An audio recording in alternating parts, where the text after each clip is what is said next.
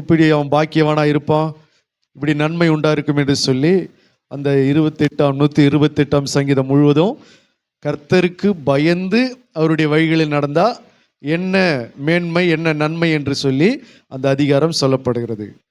கர்த்தருக்கு பயப்படாமலும் அவருடைய வழிகளை நடக்க முடியும். கர்த்தருக்கு பயப்படாம அவருடைய வழியில நடந்தா என்னென்னலாம் நடக்கும் அப்படி என்பதை நம்ம பார்த்தோம். அல்லேலூயா. கர்த்தருக்கு பயந்து சபைக்கு வந்தா ஆசீர்வாதம், கர்த்தருக்கு பயப்படாம சபைக்கு வந்தா சாபம். கர்த்தருக்கு பயந்து கர்த்தருக்கு ஆராதனை செய்தா ஆசீர்வாதம், கர்த்தருக்கு பயப்படாம ஆராதனை செய்யும் போது அது பிரச்சனையா மாறுகிறது.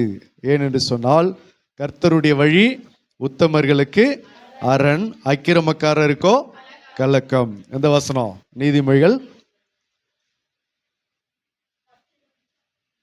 10:29-28 நல்லா சொல்லுங்க. 29. கர்த்தரின் வழி உத்தமர்களுக்கு அரண், அக்கிரமக்காரருக்கோ கலக்கம். அப்ப கர்த்தருடைய வழியில கர்த்தருக்கு பயந்து நடந்தா அது ஆசீர்வாதமா இருக்கும். அதுல பயப்படாம நடந்தா அது கலக்கத்தையும் துன்பத்தையும் வேதனையும் ஏற்படுத்தும். இன்னைக்கு அநேக கிறிஸ்தவருடைய குடும்பத்துல நிறைய கலக்கம் உண்டாயிருப்பதற்கு காரணம் என்ன அப்படின்னா, கர்த்தருடைய வழியில பயப்படாம நடந்தது தான் காரணம். அல்லேலூயா. கர்த்தருடைய வழியில பயப்படாம நடக்கிறதா குடும்பத்துக்கு நிறைய பிரச்சனை உருவாகிறது. இன்றைக்கு ஒரு திருவிருந்து நாள் இல்லையா? இந்த திருவிருந்து தினத்துல கர்த்தருக்கு பயந்து திருவிருந்து எடுத்தோம்னா ரட்சிப்பும் கனமும் விடுதலையும் உண்டு, நித்திய ஜீவன் உண்டு, ஆசீர்வாதங்கள் உண்டு. கர்த்தருக்கு பயப்படாம திருவிருந்து எடுத்தா பிசாசு யூதாசுக்குள்ள புகுந்தான். அல்லேலூயா. எத்தனை பேர் கர்த்தருக்கு பயந்து திருவிருந்து எடுக்க வந்துக்கிறீங்க? கர்த்தருக்கு நீங்க பயந்து திருவிருந்து எடுத்தீங்கன்னா அது உங்களுக்கு ரட்சிப்பா முடியும். கர்த்தருக்கு பயப்படாம திருவிருந்து எடுத்தோம்னா அதுவே மரணமா இருக்கும், அதுவே வியாதியை கொண்டு வரும், அதுவே யூதாசுக்குள்ள நம்ம பார்க்கிறோம். அது அவனுக்கு என்ன கொண்டு வந்தது? நான்று கொண்டு செத்தான், பிசாசு அவனுக்குள் புகுந்தான். அந்த துணிக்கையை அவன் வாங்கின பின்பு சாத்தான் அவனுக்குள் புகுந்தான் என்று வேதம் சொல்கிறது.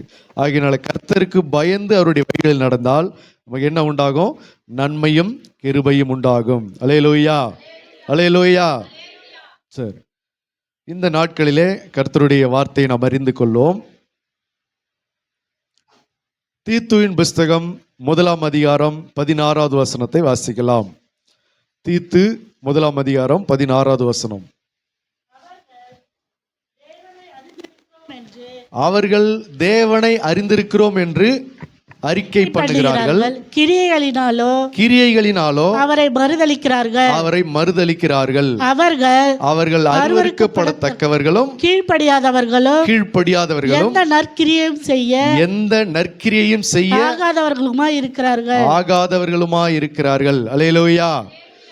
வேதம் சொல்லுகிறது, அப்போஸ்தலனாகிய பவுல் தீத்துவுக்கு எழுதுகிற நிருபத்தில் இப்படி சொல்லுகிறார், அவர்கள்